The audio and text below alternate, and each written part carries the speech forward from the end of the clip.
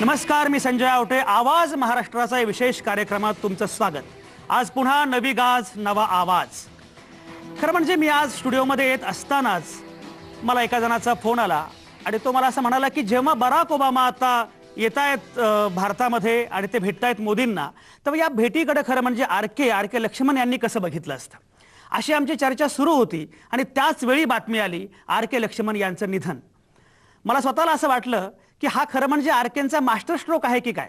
नेहमीच शब्दांशिवाय बोलणारे आणि शब्दांशिवाय बोलून आपलं एक मत व्यक्त करणारे, अग्रलेखांपेक्षा अतिशय महत्त्वाची अशी भूमिका मांडणारे आर केंनी हे सांगितलं का की रिपब्लिक डे दिवशी, प्रजासत्ताक दिना दिवशीच कॉमन मॅन गेलेला आहे. सर्वसामान्य माणसाचा मृत्यू झालाय जेव्हा प्रजासत्ताक दिन साजरा होतो आहे. माहीत नाही त्यांना काय म्हणायचं असेल किंवा माहीत नाही याचे अर्थ काय निघतील, पण खरं म्हणजे अनेक अंगांनी अशा विषयाकडे बघता येणं शक्य आहे. प्रजासत्ताक दिन हा अतिशय महत्त्वाचा दिवस, ज्या दिवशी अंतिम सत्ता जनतेची आहे अशा प्रकारची उद्घोषणा झाली असा हा दिवस. आणि हा दिवस यावेळी अतिशय वेगळा ठरल्याचं कारण असं की अमेरिकेचे राष्ट्राध्यक्ष बराक ओबामा हे भारतामध्ये आले प्रजासत्ताक दिन सोहळ्याचे प्रमुख पाहुणे म्हणून. अमेरिकेचा राष्ट्राध्यक्ष भारतामध्ये प्रजासत्ताक दिन सोहळ्याचा प्रमुख पाहुणा असणं ही पहिलीच वेळ होती. यापूर्वी कधीही अमेरिकेचा अध्यक्ष अशा प्रकारे या सोहळ्याचा प्रमुख पाहुणा नव्हता आणि बराक ओबामा मात्र पहिल्यांदाच आले. एवढंच नव्हे तर अमेरिकेचा एकच अध्यक्ष दुसऱ्यांदा भारतामध्ये येतोय असंही पहिल्यांदाच घडतं आहे. आणि त्यामुळे या भेटीकडे एकूणच सगळ्यांचं लक्ष आहे. बराक ओबामा आणि नरेंद्र मोदी या दोघांची जी भेट झाली किंवा ज्या भेटी होत आहेत त्या सगळ्या बघितल्यानंतर एक गोष्ट प्रकर्षानं पुढे येते आहे आणि ती म्हणजे या दोघांमध्ये एक छान केमिस्ट्री काहीतरी आहे असं वाटतं आहे. जी बॉडी लँग्वेज आहे, एकूण जे गेस्चर्स, पोस्चर्स आणि एकूण जे काही सगळं सुरू आहे त्यामध्ये निश्चितपणे या दोघांमध्ये काहीतरी एक सूत्र आहे, काहीतरी केमिस्ट्री आहे. त्यामुळे मुद्दा आहे केमिस्ट्रीचा, त्याच वेळी मुद्दा आहे न्यूक्लिअर फिजिक्सचा आणि त्याच वेळी मुद्दा आहे बायोलॉजीचा, बायोडायव्हर्सिटीचा. कारण बराक ओबामांची आई ही अँथ्रोपॉलॉजीची PhD आणि अभ्यासक प्राध्यापिका. त्यामुळे अँथ्रोपॉलॉजीच्या आईचा हा मुलगा, त्यांना एकूणच मानववंशशास्त्रामध्ये, सर्वसमावेशकतेमध्ये कमालीचा रस आहे. त्यांनी जेव्हा बघितलं असेल हे सगळं संचलन आणि त्या सगळ्या शोभायात्रा, चित्ररथ, तेव्हा निश्चितपणे त्यांनाही असं वाटलं असेल की खरंच किती सर्वसमावेशकता आहे. सर्वसमावेशकता हे भारताचं केवळ बलस्थान नाही तर ती भारताची व्यूहरचना सुद्धा आहे. या दोघांनी ज्या प्रकारचं जॉईंट स्टेटमेंट प्रसिद्ध केलेलं आहे, या दोघांनी ज्या प्रकारच्या भूमिका घेतलेल्या आहेत त्यातून 2-3 मुद्दे आता प्रकर्षाने महत्त्वाचे पुढे येत आहेत. सगळ्यात पहिला मुद्दा म्हणजे भारत अमेरिका आण्विक करार. भारत अमेरिका आण्विक कराराच्या अनुषंगानं तो करार झाला खरा, पण झाल्यानंतरही पुढे काहीच घडलं नव्हतं. आत्ता मात्र असं दिसतंय की तो करार आता पुढे जाण्याची शक्यता आहे आणि त्यातून काहीतरी सकारात्मक असं आकाराला येईल अशी एक शक्यता दिसते. हा पहिला मुद्दा आहे. दुसरा मुद्दा म्हणजे भारत अमेरिका यांच्यामध्ये एकूण जे काही आर्थिक सहकार्य आहे ते निश्चितपणे वाढेल असंही दिसत आहे. त्याचप्रमाणे क्लीन एनर्जी किंवा स्वच्छ ऊर्जेचा जो काही मुद्दा आहे त्याच्या अनुषंगानं आता काही वेगवेगळे पर्याय मार्ग पुढे येतील असंही दिसत आहे. आणि या सगळ्याच अनुषंगानं अतिशय महत्त्वाचा मुद्दा असा आहे, प्रजासत्ताक भारतात महासत्ता. खरंच काय घडलं, खरंच काय घडणार आहे. ही भेट केवळ प्रतिकात्मक होती की खरंच फार महत्त्वाची भेट होती. आपण परवाच केली होती चर्चा याच विषयावर. बराक ओबामांची भारत भेट गिमिक की गेम चेंजर. खरंच काय आहे, गिमिक आहे की गेम चेंजर आहे. आणि हाच आहे आजच्या चर्चेचा विषय. प्रजासत्ताक भारतात महासत्ता काय होणार आहे पुढे, काय खरोखरच घडणार आहे. आणि ही चर्चा करण्यासाठी माझ्यासोबत आहेत नामवंत पाहुणे. नेहमीप्रमाणे मोनाली अवसरमल असणार आहे माझ्यासोबत औरंगाबादमधून. मोनाली अवसरमल ही मुळात पत्रकारितेची विद्यार्थिनी आहे.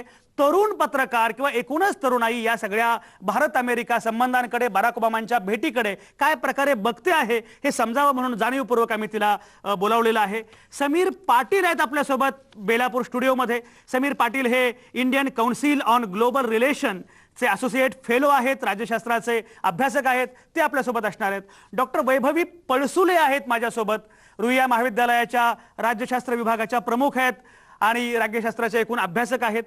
क्रांती खोब्रागडे इथंच माझ्यासोबत आहे स्टुडिओमध्ये. क्रांती खोब्रागडे या आता सहाय्यक आयकर आयुक्त आहेत. मला त्यांना असं विचारायचं की महिला सक्षमीकरणाच्या अनुषंगानं एकूण या संचलनामध्ये बऱ्याच गोष्टी झाल्या, तर खरंच महिला सक्षमीकरणाच्या संदर्भामध्ये ही केवळ प्रतिकात्मकता होती की पुढे आणखी काही प्रत्यक्षामध्ये घडू शकतं. त्याचप्रमाणे तरुण ब्युरोक्रॅट, तरुण अधिकारी म्हणून तुम्ही या सगळ्या प्रक्रियेकडे कसं बघतात. प्रसाद काणे आहेत आपल्यासोबत पुण्यातून. मागच्याही चर्चेमध्ये ते सहभागी झाले होते. IT तज्ज्ञ आहेतच ते, पण त्याशिवाय आणखी वेगळ्या मुद्द्यांवरही मला त्यांच्याशी बोलायचं आहे. अमेरिकेमध्ये शिकणारी विद्यार्थिनी ऐश्वर्या भारत केतकर ऐश्वर्या केतकर ही अमेरिकेमध्ये MS करते, बोस्टन विद्यापीठामध्ये आहे. ऐश्वर्या केतकर आपल्यासोबत असणार आहे फोनवरून. ती अमेरिकेमध्ये असल्यामुळे मला मुद्दाम तिला विचारायचं की खरंच अमेरिकन भारतीय काय प्रकारे बघतात या भेटीकडे, अमेरिकी माध्यमं काय प्रकारे बघतात, कारण आपल्याकडे तर माध्यमांना दुसरा विषयच नाहीये, ओबामा ओबामा. पण खरंच अमेरिकेमध्ये सुद्धा याच प्रकारची चर्चा होते आहे का, ते नक्की कशा प्रकारे बघतायत हाही मुद्दा आहे. त्याचप्रमाणे अमेरिकेतले जे भारतीय विद्यार्थी आहेत त्यांची एकूण भूमिका काय आहे, त्यांची भावना काय आहे, हेही मला विचारायचं आहे. आणि आपल्याला ही सगळी चर्चा सुरू करायची आहे. मला सुरुवातीला जायचं आहे डॉक्टर वैभवी पळसुले यांच्याकडे. डॉक्टर वैभवी पळसुले, गेले 2-3 दिवस किंवा खरं म्हणजे गेल्या आठवडाच या प्रकारची सगळी चर्चा सुरू होती की बराक ओबामा भारतामध्ये येतील, ही अतिशय महत्त्वाची गोष्ट आहे. दुसऱ्यांदा अमेरिकेचे अध्यक्ष येत आहेत, फार महत्त्वाचं आहे. काय घडेल असं चाललं होतं. आणि आता काल आणि आज मला असं वाटतं की आता एका निश्चित निष्कर्षापर्यंत यायला काही जागा आहे. विशेषतः आज प्रजासत्ताक दिनाचं जे संचलन झालं आणि स्वतः बराक ओबामा 2 तास तिथं उपस्थित होते, ज्या प्रकारच्या चर्चा झाल्या, त्यानंतर काल त्यांनी जे जॉईंट स्टेटमेंट प्रसिद्ध केलेलं आहे बराक ओबामा आणि नरेंद्र मोदी, या सगळ्यामुळे आता एक निश्चित काही निष्कर्ष किंवा दिशा मिळते आहे. खरोखरच हे संबंध कुठल्या टप्प्यावर आहेत आणि आता पुढे कसे जातील, तुम्ही कसं बघता आहात? भारत आणि अमेरिका यांच्यातले जे संबंध आहेत यातला एकूण आपण इतिहास बघितला जर गेल्या 50-60 वर्षाचा, तर आपल्याला असं दिसतं की गेल्या 20 वर्षात म्हणजे शीतयुद्धानंतरच्या काळात भारत अमेरिका संबंधात खूप मोठा बदल घडून आलेला आहे. मुख्य म्हणजे भारत आणि अमेरिका संबंधात 1999 मध्ये पहिल्यांदा असं म्हटलं गेलं की अमेरिका आणि भारत हे नैसर्गिक मित्र आहेत. म्हणजेच दोघांचे हितसंबंध हे एका दिशेने जाणारे आहेत, एका इच्छेने ते दोघे एकत्र येत आहेत. आणि त्याचा एक परिपाक म्हणून 2005 मध्ये हा अणुकरार करण्यात आला होता की जोही एक मोठा ऐतिहासिक गोष्ट ठरली. आणि तो अणुकरार झाला खरा, पण पुढे गेला नाही. आणि कालचं जे काही त्यांचं जॉईंट स्टेटमेंट आहे, जे एकत्र केलेलं त्यांचं स्टेटमेंट आहे की आता हा अणुकरार पुढे जाण्याच्या दिशेने एक मोठी गोष्ट घडलेली आहे. ते म्हणजे भारत आणि अमेरिका यांच्यात ज्या मुद्द्यांवर एक मतभेद होते ते मुद्दे आता सोडवायचा प्रयत्न झालेला आहे. मुळात ह्या मुद्द्यांवर पुढे जाताना संसदीय कायद्याच्या गरज असणार नाही, अशा प्रकारचं एक जे जॉईंट स्टेटमेंट त्यांनी केलेलं आहे, त्याच्यामुळे भारत अमेरिका संबंधात खूप मोठा फरक पडेल असं आपल्याला लक्षात घ्यायला हवं. आता इथे घेताना मुळात हा करार काय प्रकारचा आहे आणि काय महत्त्व आहे हे आपण आधी बघूया. भारत आणि अमेरिकेमधला जो अणुकरार 2005 मध्ये झालेला होता, त्या अणुकरारामध्ये 2 मुद्द्यांवर खूप मोठे मतभेद होते. एक म्हणजे होता तो आण्विक दायित्वाचा मुद्दा, म्हणजे अणु ऊर्जा निर्मितीसाठी जी काही गुंतवणूक वेगवेगळे देश करणार, तंत्रज्ञानाची गुंतवणूक असेल किंवा इतर स्वरूपाची गुंतवणूक असेल, त्याचं दायित्व म्हणजे ती गुंतवणूक केल्यानंतर जेव्हा अणुभट्ट्या कार्यान्वित होतील तेव्हा त्यामध्ये काही बिघाड झाला तर त्याचं दायित्व कोणाकडे. आणि हा खूप मोठा प्रश्न होता, कारण भोपाळ गॅस दुर्घटनेनंतर जेव्हा दायित्व हे नाकारलं गेलं होतं अमेरिकेने, त्यामुळे तो भारताला जो धक्का बसला होता, त्या अनुषंगाने ही गोष्ट आपल्यासाठी खूप महत्त्वाची होती. आणि त्यामुळे भारताचा असा हट्ट होता की भारताने ज्या कंपन्यांनी ही इन्व्हेस्टमेंट करतील, ज्या कंपन्या ही गुंतवणूक करतील, अर्थातच त्यांनी त्याचं दायित्व घ्यावं आणि हे एक सामाजिक जाणीव म्हणून हे दायित्व घ्यायला हवं. आणि अमेरिकेचा अर्थातच या मुद्द्याला खूप कट्टर विरोध होता, फ्रान्सचाही विरोध होता. दुसरा मुद्दा महत्त्वाचा असा होता की भारताने जे काही युरेनियम वापरणार आहे, भारत या सगळ्या कंपन्यांमध्ये काम करताना किंवा ऊर्जा निर्मितीसाठी जे वापरणार आहे, त्याचा लेखाजोखा अमेरिकेला त्यांनी द्यावा. म्हणजे याचा अर्थ असा होता की अमेरिकेला हा करार करताना सुद्धा भारतावरचं आपलं वर्चस्व कमी करायचं नाहीये किंवा अणुऊर्जा देशांवरचं आपलं वर्चस्व कमी करायचं नाहीये. तर त्याही बाबतीत भारताचं असं म्हणणं होतं की आम्ही सार्वभौम देश आहोत आणि त्यामुळे हे युरेनियम कसं वापरायचं, किती वापरतो आहोत, याचा लेखाजोखा आम्ही अमेरिकेला देण्याची आवश्यकता नाहीये. तर ह्या मुद्द्यांवरही दोघांमध्ये मतभेद होते. आणि आता कालचे जे काही जॉईंट स्टेटमेंट आलेलं आहे त्यामध्ये दोघांनीही असं मान्य केलेलं आहे की अमेरिकेने थोडक्यात आपला हट्ट सोडलेला आहे. म्हणजे अमेरिकेने भारताचं जे म्हणणं आहे की आम्हाला कोणत्याही प्रकारे यासाठी दायित्व आम्हाला नकोय आणि आम्ही दायित्व कंपन्यांनी त्या घ्यावं असं जे भारताचं म्हणणं आहे ते अमेरिकेने मान्य केलेलं आहे. समीर पाटील, हा मुद्दा अतिशय महत्त्वाचा. विक्रमादित्यानं आपला हट्ट सोडला असला तरी सुद्धा मानगुटीवरचा वेताळ काही सहजासहजी दूर होणार नाही. एक लक्षात घ्या, जॉईंट स्टेटमेंट ज्या प्रकारचं आहे त्यामध्ये अजूनही क्लॅरिटी नाहीये की नक्की काय होणार आहे. म्हणजे बरोबर आहे की हे होईल असं म्हटलं गेलेलं आहे, पण म्हणजे नक्की काय प्रकारे तोडगा निघणार आहे अशा प्रकारे काहीच दिसत नाहीये. तर मला या स्थितीमध्ये सांगा की या जॉईंट स्टेटमेंटमध्ये, कारण मागच्या वेळी सुद्धा जेव्हा भारत अमेरिका आण्विक करार झाला त्यानंतर की सगळी निवेदनं जर आपण बघितली तर त्या सगळ्या निवेदनांमध्ये असं होतं की पुढे काही प्रॉब्लेमच येणार नाही, काहीच अडचण नाही. आताही असं वाटतंय. पण आता मला 2 गोष्टी महत्त्वाच्या अशा नोंदवायच्यात. एक म्हणजे त्यामध्ये स्पष्टता नाही, हा एक भाग आहे. दुसरा भाग असा की बराक ओबामा हे मावळते अध्यक्ष आहेत. 2 वर्षामध्ये ते जातील हा एक मुद्दा आहे. दुसरी गोष्ट अशी की त्यांचं सिनेटमध्ये किंवा तिकडे बहुमत पण नाहीये. अशा वेळी खरोखरच ब्रेक थ्रू ज्याला आपण म्हणतो आहोत असं काही घडेल का? तुम्ही कसं बघता आहात? तुम्ही जो सर्वात शेवटचा जो मुद्दा मांडला बहुमताचा सिनेटमध्ये, त्याच्याबद्दल मला असं म्हणायचं आहे की अमेरिकेमध्ये दोन्ही पक्षांमध्ये, रिपब्लिकन आणि डेमोक्रॅट, अमेरिकेच्या दोन्ही पक्षांमध्ये भारताबद्दल संबंध दृढ करायचं त्याच्याबद्दल एकदम सपोर्ट आहे. त्याच्यामुळे जरी रिपब्लिकन पक्षाची सिनेटमध्ये मेजॉरिटी असली तरीही भारताबरोबरचे संबंध दृढ होतीलच. आणि याचा क्लासिक एक्झाम्पल जे आपण बघतो ते म्हणजे ज्या प्रकारे 2008 साली जो न्यूक्लिअर ॲग्रीमेंट झाला तो झाला होता जॉर्ज बुश यांच्या राष्ट्रपती पदाच्या काळामध्ये. आणि आता बराक ओबामा जे डेमोक्रॅटिक राष्ट्रपती आहेत त्यांच्या कारकिर्दीने तो पुढे नेला आहे. तुम्ही चर्चा केली nuclear energy, nuclear agreement, clean energy आणि आर्थिक संबंधांची, परंतु त्याच्याही पेक्षा सर्वात महत्त्वाचा मुद्दा जो कालच्या जॉईंट स्टेटमेंटमधून पुढे आला आहे तो म्हणजे भारत आणि अमेरिका संरक्षण संबंध, ज्याचा पाया 2005 मध्ये जो अग्रीमेंट झाला होता तत्कालीन संरक्षण मंत्री प्रणब मुखर्जी आणि डोनाल्ड रम्सफेल्ड यांनी जो करार सही केलेली त्याच्यामध्ये तो पाया घातला गेला होता. आणि 10 वर्षानंतर आता हा ॲग्रीमेंट नूतनीकरण होत आहे. आणि त्याच्यामध्ये 3 पैलू जे आहेत ते एकदम अत्यंत काय म्हणतात की ज्याप्रमाणे एकदम प्रतिकात्मकरित्या पुढे आलेले आहेत. एक मुद्दा आहे तो आहे मिलिटरी कोऑपरेशन, सैनिकी सहकार्य. आता परिस्थिती अशी आहे की अमेरिका जगातल्या कुठल्याही देशाबरोबर एवढे मिलिटरी एक्सरसाइजेस करत नाही ते भारताबरोबर करतं. आणि आता अशी परिस्थिती आली आहे की दोन्ही देशांनी एकमेकांच्या सैनिकी क्षमतेबद्दल एक ब्रॉड अंडरस्टँडिंग एक्नॉलेज केलेलं आहे. आणि आता द्विपक्षीय एक्सरसाइजकडून ते मल्टीलॅटरल एक्सरसाइजकडे जाणार आहेत, जपान आणि ऑस्ट्रेलियाला बरोबर घेऊन. दुसरा मुद्दा आहे काउंटर टेररिझम कोऑपरेशन, दहशतवादाचा प्रतिकार कसा करायचा. 2008च्या मुंबई हल्ल्यानंतर जर आपण बघता जेव्हा भारत आणि अमेरिका एकदम जवळ आले काउंटर टेररिझम कोऑपरेशनमध्ये, ज्यामध्ये टेररिस्ट फायनान्सिंग, त्याच्यानंतर टेररिस्ट इन्फॉर्मेशन इंटेलिजन्स शेअरिंग या सर्व प्रकारच्या ॲक्टिव्हिटीज त्यांनी दोघांनी एकत्र केल्या. आणि आता अशी परिस्थिती आली आहे की या नवीन ॲग्रीमेंटमध्ये त्यांची जी डायलॉग जी आहे त्याची फ्रिक्वेन्सी आणि इंटेन्सिटी वाढवली आहे. आणि आता जो डायलॉग जो आहे तो जगामध्ये सगळे जे दहशतवादी ग्रुप आहेत, इस्लामिक स्टेट, अल कायदा, याचबरोबर लष्कर ए तैयबा, जैश ए मोहम्मद यासारखे जे ग्रुप आहेत त्यांना पण त्याच्यामध्ये त्यांच्याबद्दल चर्चा करणार आहेत. आणि तिसरा मुद्दा जो सर्वात महत्त्वाचा मुद्दा या संपूर्ण संरक्षण सहकार्यामध्ये जो आहे तो आहे डिफेन्स ट्रेड, अमेरिकन संरक्षण सामग्रीची खरेदी. मागच्या 10 वर्षामध्ये अमेरिका आणि भारतामध्ये संरक्षण संबंध एवढे दृढ झाले आहेत की अमेरिका आता भारताचा सर्वात जास्त संरक्षण सामग्री सप्लाय करणारा देश बनला आहे. जवळजवळ $10 अब्ज देवाणघेवाण झालेली आहे. आणि जे रशिया मागच्या 50 वर्षामध्ये करू शकला की ज्याप्रमाणे तो भारताचा मित्र बनला, ते मागच्या 10 वर्षामध्ये अमेरिकेने करून दाखवलं आहे. आणि आता अशा परिस्थितीवर आपण आलो आहोत की ही जे संबंध आहेत ते फक्त ग्राहक आणि खरेदी आणि याच्यापासून पुढे जाऊन आता सहविकास आणि सहउत्पादन यामध्ये आलेले आहेत. आणि त्याच्यामध्ये त्यांनी लक्ष केंद्रित केले आहे 4 टेक्नॉलॉजीजवर. अतिशय बरं, तुमच्याकडे मी पुन्हा येतो समीर, की संरक्षणाच्या अनुषंगाने काही महत्त्वाच्या गोष्टी घडतात. प्रसाद काणे आता आपल्यासोबत आहेत. प्रसाद काणेंनी मला सकाळी जेव्हा ते संचलन सुरू होतं तेव्हा व्हॉट्सअप केला. त्यांनी मला असा व्हॉट्सअप केला की जेव्हा हे सगळं बराक ओबामा ते संचलन बघतायत तेव्हा त्या संचलनामध्ये जेव्हा सगळ्या रशियन बनावटीचीच प्रामुख्याने सगळा जो भर आहे ते बघितल्यानंतर ओबामांना कदाचित जरा क्लेश झाला असेल, अशा प्रकारची एक कॉमेंट त्यांनी व्हॉट्सअपवर व्यक्त केली होती. मी त्यांना म्हटलं की तुम्ही सगळ्यांच्या समक्ष सगळ्यांच्या सोबत त्यावर चर्चा करा.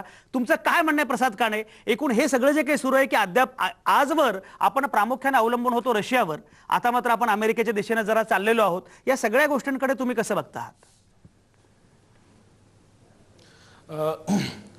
नाही, नक्कीच मागच्या 10 वर्षात जर तुम्ही बघितलं, आता समीर म्हणाले त्याप्रमाणे अमेरिका दुसऱ्या कुठल्याही देशाबरोबर आशियातल्या एकत्रित लष्करी सराव करत नाही, जपान वगळता. ते आपल्याबरोबर मागची काही वर्ष करत आहेत. लष्करी उपकरणं किंवा शस्त्रास्त्रांच्या बाबतीत अजूनही ते सहकार्य अगदी सुरुवातीच्या पातळीवर आहे. म्हणजे आज सकाळी तुम्ही जो व्हॉट्सअप म्हणलात, म्हणजे आपण जी टेक्नॉलॉजी बघितली, MiG-29, सुखोई 30, MKI, हे सगळी रशियन उपकरणं आहेत. अजूनही आपण अमेरिकेकडनं काही खरेदी करत नाही. आणि परवा शुक्रवारी श्रीकांत परांजपे म्हणले की भारत पाकिस्तान, पाकिस्तान अमेरिका, पाकिस्तान अमेरिका आणि भारत अमेरिका या तिघांकडे वेगवेगळं डीलिंग करून बघायची गरज आहे. तर मला वाटतं आता ती सुरुवात होईल, कारण आतापर्यंत आपलं शस्त्रास्त्र आयात करण्यामागचं मुख्य धोरण असं होतं की पाकिस्तान अमेरिकी शस्त्रास्त्र वापरत असल्यामुळे आपला कल फ्रेंच किंवा रशियन शस्त्रास्त्र आयात करण्याकडे जास्ती होता. तर तो या भेटीनंतर कितपत बदलेल मला माहित नाही, पण नक्कीच आत्ताची जी परिस्थिती आहे त्याच्यापेक्षा अधिक वेगळी परिस्थिती बघायला मिळेल. प्रसादनं फार महत्वाचा मुद्दा मांडलाय. प्रजासत्ताक दिन संचलनामध्ये एकूण जो भर होता रशियन बनावटी किंवा सगळ्या मिग असेल किंवा सुखोई असेल, एकूण जेव्हा हे सगळं संचलन सुरू होतं तेव्हा आणखी एक महत्वाचा मुद्दा यावेळी वेगळा होता, ते म्हणजे महिला सक्षमीकरणावर एकूण भर देण्याचा प्रयत्न यावेळी जाणीवपूर्वक केलेला दिसला. म्हणजे अगदी पूजा ठाकूरनं त्यापूर्वीचं केलेलं नेतृत्व असेल काल, किंवा आज ज्या प्रकारे महिलांची एक तुकडी निघाली होती, तर हे केवळ क्रांती खोब्रागडे आपल्यासोबत आहे. क्रांती ही एक तरुण अधिकारी आहे, सहाय्यक आयकर आयुक्त आहे. मला तिला असं विचारायचं की एकूण महिला सक्षमीकरणाच्या अनुषंगानं जे काही सुरू आहे आत्ता, किंवा संचलनामध्ये जो एक संदेश देण्याचा प्रयत्न केला, आणि त्याचवेळी मोदींनी बेटी बचाओ नावाचं आंदोलनही सुरू केलेलं आहे, या सगळ्यामध्ये एक सूत्र आहे. तर मला एक सांगा की महिला सक्षमीकरणाचा जो काही मुद्दा आपल्याकडे वारंवार मांडला जातो, तो प्रतिकात्मक आहे की खरंच व्यवहारामध्ये या अनुषंगाने काही गोष्टी सुरू झालेल्या आहेत? एकूण याची दिशा पुढे कशी असली पाहिजे? नमस्कार. सर्वप्रथम सर्वांना प्रजासत्ताक दिनाच्या मी शुभेच्छा देऊ इच्छिते, आणि तसंच डॉक्टर बाबासाहेब आंबेडकरांना अभिवादन करते, कारण त्यांनीच या दिवशी आपल्याला हा कॉन्स्टिट्यूशन दिला आहे. तुमचा जो प्रश्न आहे त्याचं उत्तर माझ्या ओपिनियनमध्ये असं आहे की हे जे महिला वुमेन एम्पॉवरमेंटचा मुद्दा आहे तो फक्त एक असा प्रतिकात्मक नसून तो ऍक्च्युली घडतोय. जर आपण बघितलं तर सुरुवातीच्या म्हणजे एन्शियंट टाइम्समध्ये महिलांची ही जी स्थिती होती ती खूप चांगली होती. त्याच्यानंतर त्याच्यामध्ये डिक्लाइन बघितलाय आपण, पण स्वातंत्र्यानंतर जी वुमेन एम्पॉवरमेंटची त्याच्यामध्ये जो डेव्हलपमेंट झाला आहे ते खूप जास्त चांगलं आहे. हे वुमेन एम्पॉवरमेंट जी आहे ती एक फेज आहे, म्हणजे विमेन वेलफेअर पासून विमेन डेव्हलपमेंट आणि आता विमेन एम्पॉवरमेंट असं आपण या फेजमध्ये आहोत. डेफिनेटली हे फेज असा आहे की ज्याच्यामध्ये ओव्हरनाईट चेंज येणार नाही. हे म्हणजे एक सोसायटी मधला एक चेंज आहे, एक बदल आहे जो आपल्याला घडवून आणवायचा, आणि हे खूप स्लो प्रोसेस आहे. आजचं जे आपण संचलन बघितलं त्याच्यामध्ये महिलांना खूप एक महत्वाची भूमिका आज त्यांनी मांडली आहे. तिन्ही दलांचे नेतृत्व, महिलांचे कॉन्टिजंट आपण बघितले आहे. तेवढंच जसं आपण मेन्शन केलं पूजा ठाकूर यांनी काल गार्ड ऑफ ऑनर झाला, तसंच खुशबू जोशी त्यांनी पण एक कॉन्टिजंट आज लीड केलं आहे. आणि बेटी बचाओ याच्यावर पण आपण एक झाकी आज बघितलेली आहे. तर आजच्या रिपब्लिक डेच्या फंक्शनमध्ये महिलांना नक्कीच एक पोझिशन, एक स्ट्रॉंग जागा दिलेली आहे. पण याच्यामध्ये आपल्याला बरीच डेव्हलपमेंट आता अजून करून आणायची आहे. तेवढंच नाही तर महिलांचा सहभाग आता प्रत्येक फील्डमध्ये आहे. तुम्ही जर म्हणा बँकिंग सेक्टरमध्ये किंवा कॉर्पोरेट फील्डमध्ये किंवा स्पोर्ट्समध्ये सगळीकडे महिला वर येत आहेत, आणि हे सगळ्यांचं जे आहे मूळ आपल्याला हक्क हे आपल्या कॉन्स्टिट्यूशनमध्ये मिळत आहे, आणि म्हणून आजच्या दिवसाचं ते महत्त्व पण आहे. पण महिलांना नक्कीच अजून बरंच काही डेव्हलपमेंट करायची आहे. आणि अगदी खरं, केवळ प्रतिकात्मक आहे असं मानण्याचं कारण नाही. प्रत्यक्ष स्तरावर काही गोष्टी सुरू झालेल्या आहेत आणि ते आवश्यक आहेत असं क्रांतीचं म्हणणं आहे. मोनाली अवसरमल आपल्यासोबत आहे औरंगाबादमधून. मोनाली अवसरमल ही पत्रकारितेची विद्यार्थिनी आहे. मोनाली अवसरमल, एकूण तुम्ही कम्युनिकेशन बघता, कम्युनिकेशनच्या तुम्ही विद्यार्थिनी आहात, आणि असं म्हटलं जातं कम्युनिकेशनमध्ये की जगातलं 70% कम्युनिकेशन हे शब्दांशिवाय होत असतं. त्यामध्ये देहबोली असेल, त्यामध्ये आणखी काही गोष्टी असतील. त्यामुळे बराक ओबामा आणि नरेंद्र मोदी यांच्यामध्ये जो प्रत्यक्ष संवाद झाला, शब्दांच्या माध्यमातून त्यांनी जे जॉईंट स्टेटमेंट दिलं, त्याचा काय अर्थ असेल, त्याचा अन्वय काय असेल, तो लावण्याचा प्रयत्न वैभवीने केला, तो समीरनं सुद्धा केला, आणि ते अतिशय महत्त्वाचं आहे. पण याच्या पलीकडे एक पत्रकारितेची संवाद माध्यमांची विद्यार्थिनी म्हणून या देहबोलीकडे, दोघांच्या परस्परांच्या एकूण व्यवहाराकडे, त्यांच्या केमिस्ट्रीकडे तू कसं बघितलंस? काय इम्प्रेशन काय आहे? सकारात्मक पद्धतीने मी ह्या गोष्टीकडे पाहिलं, कारण जसं मोदींनी अगदी एन्थुझियास्टिक हक दिला ओबामांना, त्यानंतर ओबामांना एकेरी हाक मारली किंवा त्यांच्यासाठी चहा बनवून दिला, ह्या सगळ्या गोष्टीतनं एक त्यांचं जे पर्सनल बॉन्ड आहे, ज्यांची फ्रेंडशिप आहे ती समोर आली, आणि ती एक खूप पॉझिटिव्ह मेसेज देते. तरुण म्हणून मला त्याच्याकडे पाहायचं म्हटलं की America is a super power आणि भारताला सुपर पॉवर बनायचं असेल तर अमेरिकेची साथ घेऊनच त्यांना कुठे ते स्वप्न वास्तवात आणायला जमेल. त्यामुळे मला असं वाटतं की खूप पॉझिटिव्हली मी या गोष्टीकडे पाहते. सेकंडली, मी डॉन हा पेपर पाकिस्तानचा आज वाचत होते आणि त्यामधनं असं लिहून आलं होतं की Modi is trying to attract global business, which I think is very positive. कारण ग्लोबल बिझनेस अट्रॅक्ट केलं तर तरुणांना बेरोजगारीच्या म्हणजे ह्या प्रॉब्लेममधनं कदाचित सुटका मिळेल आणि अजून एम्प्लॉयमेंट येण्याची शक्यता आहे. त्यामुळे खूप पॉझिटिव्हली मी ह्याच्याकडे पाहते. पण अगदी तपशिलात न जाता एवढंच होप करेन की फ्युचरमध्ये हे सगळं नीट चालावं. हे फक्त एक प्रिटेंडन्स नसून वास्तवामध्ये त्यांनी ही केमिस्ट्री चांगल्या रीतीने पुढे न्यावी. अतिशय अतिशय महत्त्वाचा मुद्दा आहे की तरुणांना एकूण काय वाटतं, तरुण कशा प्रकारे बघतात तो मुद्दा आता मोनालीने सांगितलेला आहे की डॉनचं उदाहरण असेल किंवा आणखी काय असेल, पण बेसिकली आपला देश कुठेतरी पुढे चाललेला आहे. याचं कारण असं की मुळात भारतामधल्या तरुणाईला असं वाटतं की आपल्याला काही आकांक्षा आहेत, ॲस्पिरेशन असणारा एक मोठा वर्ग भारतामध्ये आहे. त्या ॲस्पिरेशन पूर्ण करणं ही अतिशय महत्त्वाची गोष्ट आणि त्या प्रकारे भारत अमेरिकेचे संबंध त्या दिशेनं जावेत अशी इच्छा तरुणांची असणं अतिशय स्वाभाविक आहे. डॉक्टर वैभवी, मला सांगा की मुळामध्ये आत्ता ठीक आहे, आता बराक ओबामा आले आणि त्यांनी भेट घेतली. शेवटी याच्यामध्ये अनेक प्रतिकात्मक गोष्टी असतात, ज्याप्रमाणे व्हाईट हाऊसच्या ट्विटरवर जय हिंद असं म्हटलं गेलं. हे सगळ्या गोष्टी असतात, ज्याप्रमाणे नरेंद्र मोदींनी ज्या प्रकारचे कपडे, भारतीय कपडे परिधान करून त्यांचं स्वागत केलं, ही सगळी प्रतिकात्मकता अतिशय महत्त्वाची आहे. एकूण डिप्लोमसी म्हणून भारत अमेरिका संबंधांकडे तुम्ही कसं बघता आहात आणि डिप्लोमसी म्हणून आत्ता भविष्यामध्ये काय काय करणं आवश्यक आहे? भारत आणि अमेरिका संबंधांमध्ये डिप्लोमसी किंवा राजनय या दृष्टीने जर बघायचं झालं तर मला असं वाटतं मोदींची ही जी खेळी आहे ही स्मार्ट खेळी या सदरात जमा होते. स्मार्ट खेळी अशासाठी की आज भारताच्या दृष्टीने एक महत्त्वाची गोष्ट आहे की अमेरिका हा महत्त्वाचा आहेच, पण भारत हा फक्त अमेरिका असं बघत नाहीये, तर इतर देशांनाही मोदींनी तेवढ्याच उत्साहाने आणि भेटी दिलेल्या आहेत आणि त्यातनं काही वेगवेगळे करार केलेले आहेत. तेव्हा भारताला अमेरिका हा एक भागीदार आहे, त्याच्याबरोबर इतरही अनेक भागीदार देश आहेत. पण अमेरिकेचं महत्त्व अशासाठी की आज भारताला सुपर पॉवर किंवा महासत्ता असं जे आपल्या तरुणाईचंही म्हणणं आहे की महासत्ता होण्यासाठी अमेरिकेची जी गरज आहे त्यासाठी भारत आणि अमेरिका यांच्यातले संबंध सुधारता आहेत.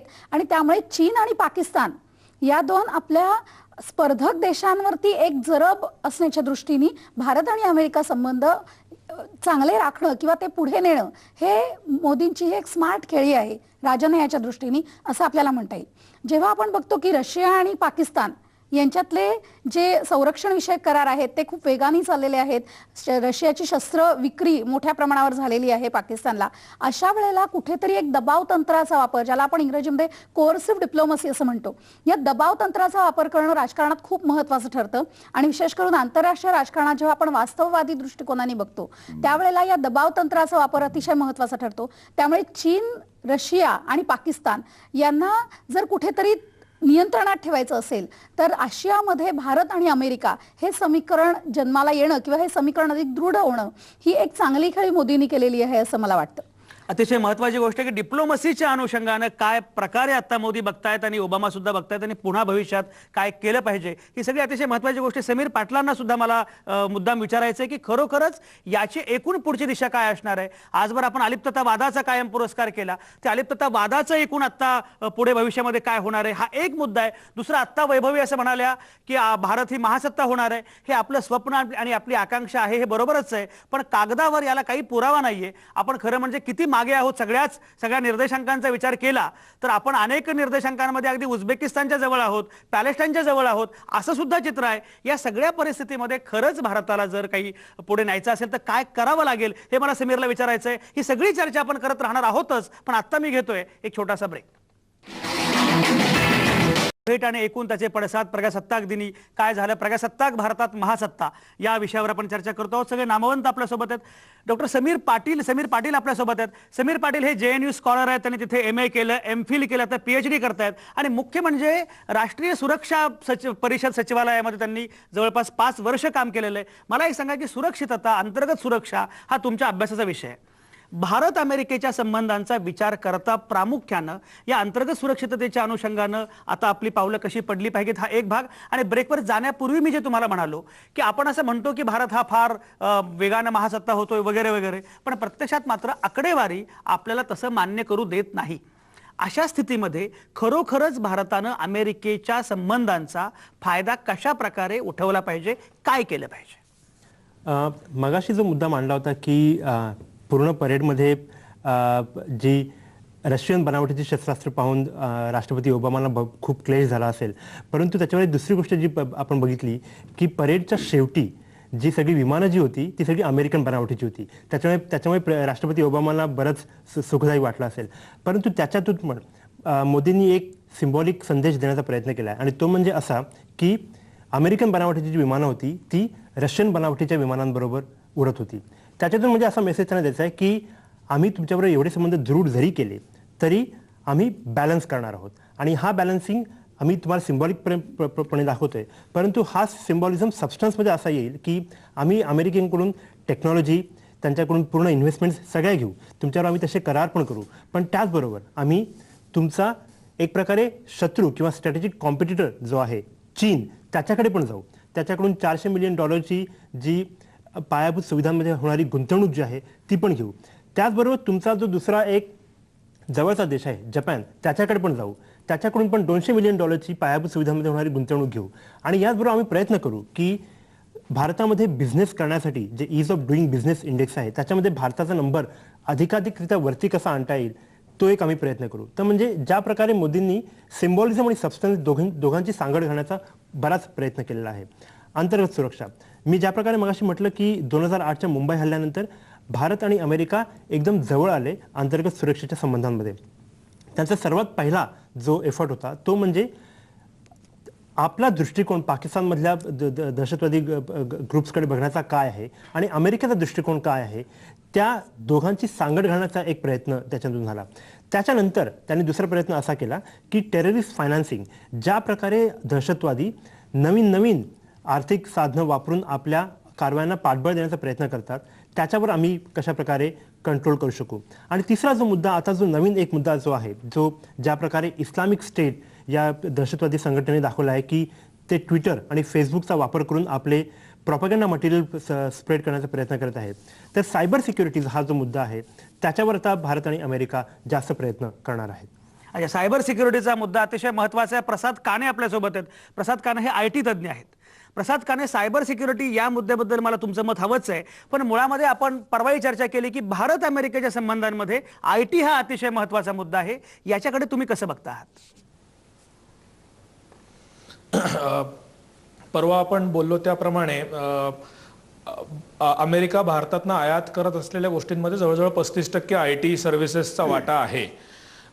आणि हे जे संबंध आहेत दोन देशांमधले ते बहुतांशी कंपन्यांच्या लेवलवरचे आहेत. म्हणजे ओबामा सरकार असो किंवा मोदी सरकार असो किंवा इतर कुठलंही सरकार असो, हे नैसर्गिक फ्लोमधनं मागच्या 20 वर्षात डेव्हलप झालेले संबंध आहेत. त्याच्यात सरकारी धोरणांचा वाटा फार कमी आहे. उलट तसं बघितलं तर मागच्या 6 ते 7 वर्षातली अमेरिकन सरकारची धोरणं ही IT सर्व्हिसेस इतर देशांमध्ये आउटसोर्स करायला प्रतिबंध करणारी आहेत किंवा प्रोत्साहन देणारी नाही आहेत. तरी सुद्धा ती जी वाढ आहे संबंधांमधली ITच्या अनुषंगाने ती चालूच आहे. तर आपल्याला याचा विचार करायला लागेल की आपण क्वांटिटेटिव्हली ही वाढ जशी चालू आहे त्याचप्रमाणे ती क्वालिटेटिव्हली कशी करता येईल. म्हणजे आज $1 बिलियन काम आलंय, उद्या $2 बिलियन येईल, हे ह्याच्याकडे बघता याच्याशिवाय आपण त्या कामाची क्वालिटी कशी वाढवता येईल ह्याच्याकडे आपण बघायला हवं. जास्ती मूलभूत संशोधन भारतात कसं आणता येईल, विद्यापीठांच्या लेवलला दोन्ही देशांमध्ये संबंध असावेत तर ते कसे डेव्हलप करता येतील. अमेरिकन कंपन्या अमेरिकन विद्यापीठांमधनं मूलभूत संशोधन करून घेतात, त्यामुळे अमेरिकन विद्यापीठांमधनं बाहेर येणारे विद्यार्थी हे इक्विप्ड असतात ते संशोधन करायला वयाच्या 22व्या-23व्या वर्षी. आपल्याला ती कामं अमेरिकन कंपन्यांकडनं मिळतील का? म्हणजे नुसतंच अमेरिकन कंपन्यांचं काम कमी किमतीच्या बेसिसवर भारतात करून देण्याऐवजी त्यांचं फंडामेंटल मूलभूत संशोधन सुद्धा आपण आपल्या प्रसाद युनिव्हर्सिटीमध्ये काणे करू अतिशय शकतो का? अतिशय आणि मग महत्वाचा आपल्या अतिशय कंपन्यांमध्ये महत्वाचा मुद्दा आहे हा प्रसाद. कारण उसाच्या मळ्यावर पूर्वी मजूर जायचे, तसे आता आयटीच्या मळ्यावर जर आपले मजूर जाणार असतील, मूलभूत संशोधन काहीच होणार नसेल आणि फक्त मेंटेनन्सची कामं आपण करणार असू, म्हणजे असं म्हटलं जातं, एका आयटी तज्ज्ञानेच असं स्वतः म्हटलं होतं की आयटी मध्ये काम करणारे आपले लोक म्हणजे फक्त गवंडी काम करत असतात, प्रत्यक्षात मात्र आर्किटेक्चर काही वेगळेच लोक करत असतात. आणि या मूलभूत संशोधनाच्या अनुषंगानं आपण काही करणार आहोत की नाही हा अतिशय महत्वाचा मुद्दा आहे. कारण जर आपल्याला पुढे जायचं असेल, खरंच एक देश म्हणून प्रगत व्हायचं असेल, तर आपल्याकडे अलीकडच्या काळामध्ये म्हणजे हा अंतर्विरोध आहे की एकीकडे आयटीच्या याच्यामधले लोक वाढत आहेत आणि त्याच वेळी आपल्या विद्यापीठांच्या मूलभूत विज्ञानाला विद्यार्थीच मिळत नाहीत. हे दोनही एकाच वेळी घडतंय, ही फारच गंभीर गोष्ट आहे आणि याचा विचार केला पाहिजे.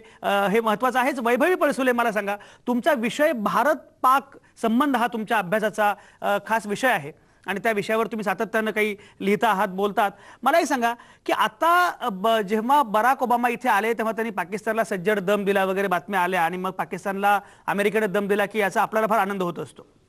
मुद्दा असा आहे की हे सगळं होत असताना पूर्वी दक्षिण आशियामध्ये पाकिस्तान हा केंद्रबिंदू होता अमेरिकेच्या एकूण धोरणांचा, किंवा लष्करी तळ असेल, काही असेल.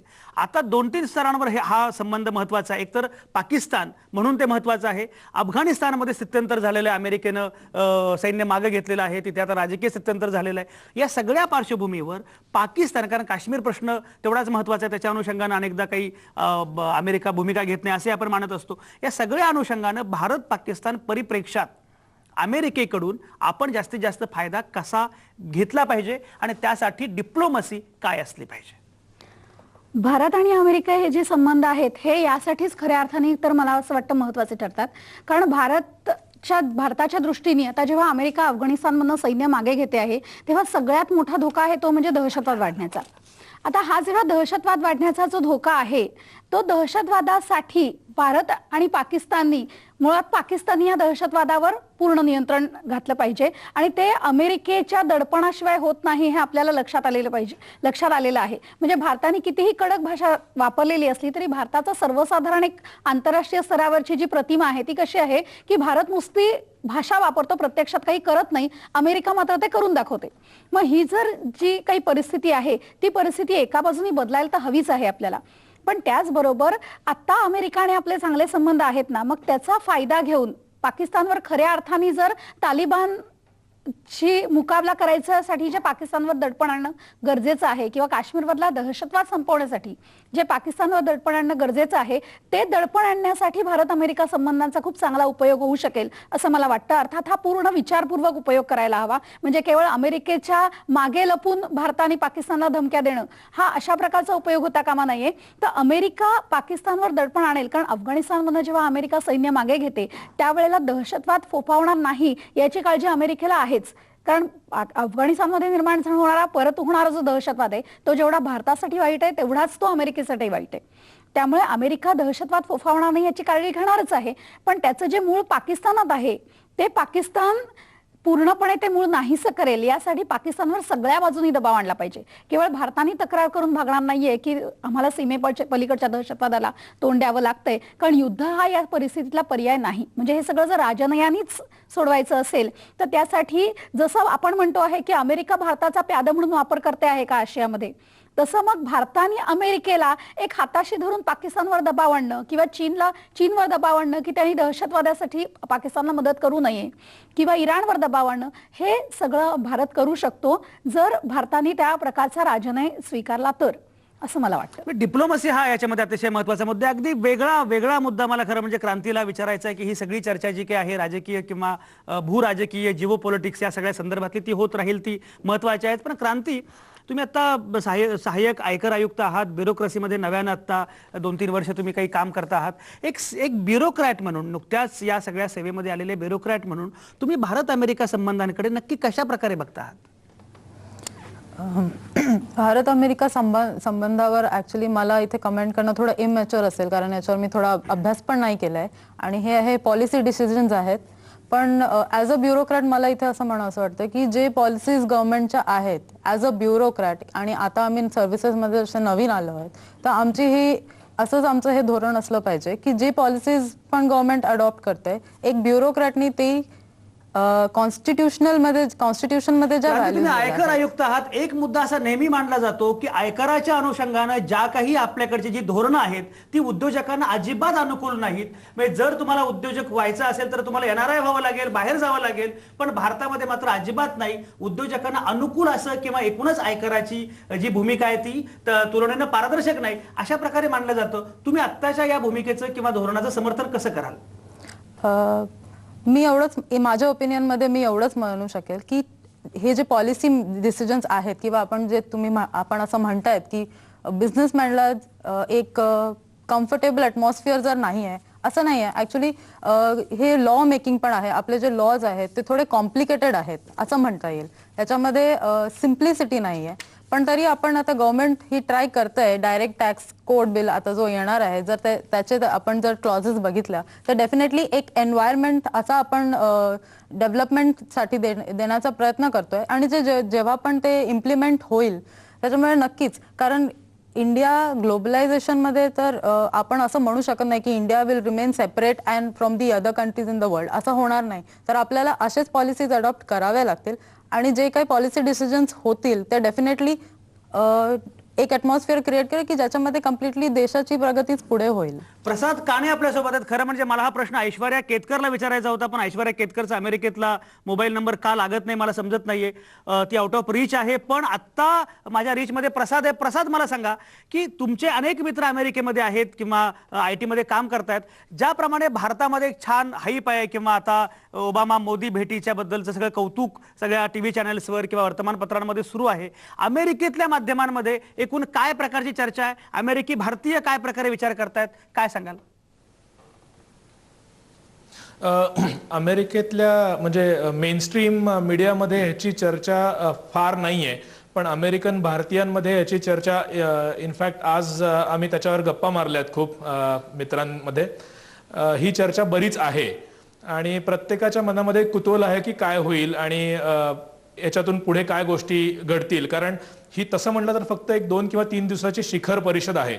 मुख्य काम हे त्याच्यापेक्षा खालच्या लेवलचे म्हणजे परराष्ट्र मंत्री, डेप्युटी परराष्ट्र मंत्री आणि जे ऑफिसर्स असतात दोन्हीकडच्या मंत्रालयांमधले, ते अनेक वर्ष करत असतात, अनेक वर्ष पुढचे करत राहतील. पण शिखर परिषद महत्वाची असते कारण एक तर सिम्बॉलिझम तुम्ही म्हणालात तसं, आणि दुसरं म्हणजे बऱ्याचदा ते शेवटचे 5-10% जो भाग असतो की जवळजवळ सगळं ठरलेलं आहे, फक्त या 2 मुद्द्यांवरती थोडंसं डिफरन्स ऑफ ओपिनियन आहे. तर यावेळी राजकीय इच्छाशक्ती जी असते दोन्ही देशांमधल्या सर्वोच्च नेत्यांची, ती असे इश्यूज सॉल्व्ह करण्यात कारणीभूत ठरते. त्यामुळे सगळ्यांमध्ये प्रचंड कुतूहल आहे या गोष्टीचं की याच्यातनं काय दिसेल. आणि तुम्ही मगाशी जो प्रश्न विचारलात की बॉडी लँग्वेज दोघांची, याच्यातनं तरी असं दिसत आहे की ओबामा आणि नरेंद्र मोदी दोघंही ते पॉलिटिकल विल दाखवत आहेत आणि दाखवायला तयार आहेत. त्यामुळे काही महत्वाचे डिसिजन्स उद्यापर्यंत होतील आणि झालेही आहेत असं दिसतंय. समीर पाटील, तुम्ही मला सांगा, तुम्ही राष्ट्रीय सुरक्षा परिषद सचिवालयामध्ये दिल्लीमध्ये काम केलेलं आहे, त्यामुळे तुम्हाला एकूण दिल्लीचं या प्रकारचं वर्तुळ बऱ्यापैकी तुम्ही जवळून अनुभवलेलं आहे. काय प्रकारे धोरणं आखली जातात, काय प्रकारे विचार केला जातो, तुम्हाला बऱ्याच प्रमाणामध्ये माहिती आहेत. पूर्वीचं एकूण धोरण म्हणजे UPA 1-2 किंवा आत्तापर्यंतचं धोरण आणि नरेंद्र मोदींचं परराष्ट्र धोरण, मी गेल्या 8-9 महिन्यांमध्ये नरेंद्र मोदींनी एक आपलं वेगळं असं धोरण प्रस्थापित करण्याचा प्रयत्न केलेला आहे. म्हणजे सुरुवातीला अगदी शपथविधीच्या वेळी सुद्धा त्यांनी दक्षिण आशियातल्या सगळ्या राष्ट्रप्रमुखांना बोलावलं होतं. त्यानंतर त्यांनी बरेच दौरे केले. गमतीने असंही म्हटलं गेलं की नरेंद्र मोदी भारतात कमी असतात आणि परदेशात जास्त असतात. एवढं त्यांनी जागतिक संदर्भामध्ये काही प्रयत्न केले. आता मला सांगा की मोदींचं एकूण परराष्ट्र धोरण, मी विचारतो यासाठी की मोदी जेव्हा झाले पंतप्रधान तेव्हा the most provincial prime minister असं त्यांचं वर्णन केलं गेलं की जो पूर्णपणे प्रादेशिक मुख्यमंत्री असणारा माणूस तो आता होतोय पंतप्रधान, त्यांचं धोरण काय असेल अशी एक चर्चा होती. आता नरेंद्र मोदींच्या एकूण परराष्ट्र धोरणाकडे तुम्ही काय प्रकारे बघता आहात? हे केवळ बदलासह सातत्य असा मुद्दा आहे की खरंच काहीतरी वेगळं धोरण आता पुढे येत आहे? याच्या फक्त मी थोडे शब्द बोलीन. शाळेमध्ये जसं म्हणतात की सिलेबस सेम असतो, पण कुठला मुलगा त्या सिलेबसचा किती जास्त अभ्यास करतो आणि कशा प्रकारे परीक्षेमध्ये जास्त मार्क मिळवतो त्याचं एक हे क्लासिक एक्झाम्पल आहे. सिलेबस तोच आहे, भारताचं परराष्ट्र धोरण तेच आहे, वर्षानुवर्ष तेच आहे. परंतु नरेंद्र मोदींनी त्याचा सर्वात जास्त चांगल्या प्रकारे अभ्यास केला आहे आणि त्याच्या प्रकारे त्यांनी परीक्षेमध्ये तसं दाखवलं आहे की त्यांनी रिझल्ट करून दाखवला आहे. त्याच्यामुळे त्यांनी पूर्ण परराष्ट्र धोरणाची क्रिएटिव्ह रिइंटरप्रिटेशन जे त्यांनी केलेलं आहे ते सर्वात महत्त्वाचं आहे. आणि दुसरं म्हणजे त्यांनी स्वतः घेतलेला पर्सनल इंटरेस्ट जो आहे की भारताला एक ग्लोबल ॲक्टर बनवायचा आहे. आणि हा ग्लोबल ॲक्टर जेव्हा बनवेल जेव्हा मी सगळ्या देशांना जाऊन भेटीन आणि सगळ्या देशांच्या नेत्यांबरोबर चर्चा करीन. इनफॅक्ट 2014 आपण जर बघितलं तर भारत हा असा एकमेव देश होता ज्याने संयुक्त राष्ट्रांच्या सुरक्षा परिषदेचे जे सदस्य आहेत P5 जे आहेत त्या सगळ्या देशांच्या नेत्यांबरोबर भारताने चर्चा केली. हे कुठल्याही देशाने केलं नव्हतं परंतु ते भारताने करून दाखवलं. तर त्या प्रकारे मी म्हणतोय की सिलेबस सेम आहे परंतु मोदींनी अगदी समीर, आपल्याकडे वेळ कमी आहे. मला शेवटी आता एकच सांगा की सूत्रबद्ध पद्धतीने 1 2 3 4 सांगा की आता भारत अमेरिका संबंधांमध्ये महत्वाची परिमाणं, महत्वाच्या गोष्टी काय काय असणार आहेत? एक म्हणजे डिफेन्स टेक्नॉलॉजी, जे तंत्रज्ञानाचं हस्तांतरण जे आहे आणि जे सहउत्पादन जे आपण करत आहोत ते एक महत्त्वाचा मुद्दा असेल. दुसरा मुद्दा जो असेल तो म्हणजे बायलॅटरल इन्व्हेस्टमेंट ट्रीटी, तो एक महत्त्वाचा मुद्दा असेल. तिसरा मुद्दा जो असेल तो म्हणजे क्लीन एनर्जी आणि क्लायमेट चेंज ॲग्रीमेंट, जो ज्या प्रकारे अमेरिका आणि चायनाने ज्या प्रकारे केला तसा अमेरिका आणि भारताचा एक मुद्दा होईल.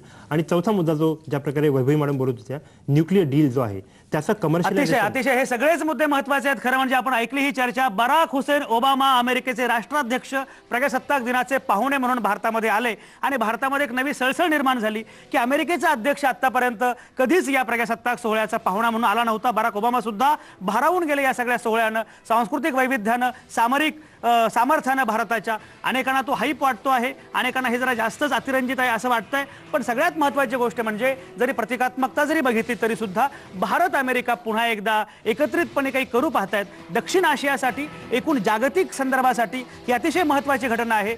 याचे खरे पडसाद काय आहेत, याच्यामुळे काय पुढे घडणार आहे ते भविष्यामध्ये स्पष्ट होत राहीलच. पण मगापासून जे महत्त्वाचे मुद्दे मांडले जात आहेत त्या 4-5 संदर्भांमध्ये भारत अमेरिका संबंध अतिशय महत्त्वाचे आहेत. आणि सगळ्यात महत्त्वाची गोष्ट अशी की पूर्वी भारत अमेरिका संबंधांमध्ये समतुल्यता नव्हती, आता मात्र आपण दोघेही समतुल्य आहोत. आपण दोघेही एकमेकांसाठी तेवढेच पूरक आहोत, तारक आहोत. अशा प्रकारची इच्छा, अशा प्रकारचा आत्मविश्वास आणि अशा प्रकारची धारणा या दोन्ही देशांमध्ये आहे. हे अतिशय महत्त्वाचं आहे. त्याचप्रमाणे एक नवे परराष्ट्र धोरण सुद्धा भारताचं आकाराला घेत आहे. मुद्दा फक्त प्रजासत्ताक दिनाच्या निमित्ताने एवढाच आहे की जे हसू आमच्या उद्योजकांच्या चेहऱ्यावर आता फुलतं आहे ते कॉमन मॅनच्या सुद्धा चेहऱ्यावर फुललं पाहिजे. कारण शेवटी सामान्य माणूस हा प्रजासत्ताकाचा केंद्रबिंदू आहे, त्याची सत्ता अंतिम आहे. R.K. लक्ष्मण आज गेले, त्यांच्या कॉमन मॅनला श्रद्धांजली वाहताना प्रजासत्ताक दिनी अपेक्षा एवढीच की शेवटी सत्ता आहे प्रजेची, त्या प्रजेला निश्चितपणे काही मिळालं पाहिजे, केवळ उद्योजकांना नव्हे. मला पूर्ण खात्री आहे की भारत अमेरिका संबंधांचं हे पर्व एका नव्या दिशेनं जाईल आणि इथल्या सर्वसामान्य माणसाला त्याच्या आकांक्षा निश्चितपणे पूर्ण होईल. भारत दिमागदार पद्धतीनं पुढे जाईल या आशेसह प्रजासत्ताक दिनाच्या अतिशय सर्वांना शुभेच्छा. या शुभेच्छांसह आणि नामवंतांच्या आभारासह आज थांबूया इथंच. तुमच्या आतल्या आवाजासह पाहत आणि ऐकत रहा आवाज महाराष्ट्राचा.